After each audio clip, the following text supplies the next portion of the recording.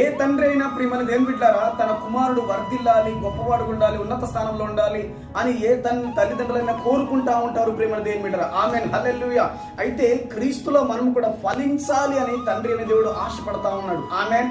అయితే 1వ కీర్తన 3వ వచనంలో అతడు నీటి కాలువల ఎవరు నాటబడిన వాడే, ఆకువాడకు తన కాలువలు ఫలమిచ్చు చెట్టు వలె ఉంటాడు అని దేవుని యొక్క వాక్యం రాయబడింది. ఆమేన్, హల్లెలూయా.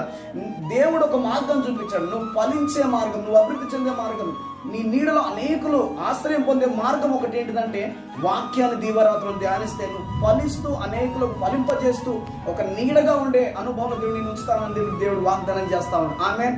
కాలువ దగ్గర ఉన్న చెట్టుకు నీళ్లు తాగడం అనేది అది నష్టంగా ఉండదు, కానీ ప్రేమ దేవుడు ఎప్పటికీ నీళ్లు ఉక్కుతానే నీరు పారుతానే ఉంటుంది. కాబట్టి క్రీస్తు యొద్ద వాక్యం యొద్ద నువ్వు గడిపే వ్యక్తిగా ఉంటే ప్రేమ దేవుని బిడ్డరా, నీకు అపజయము ఓటమి అనేది ఉండదు.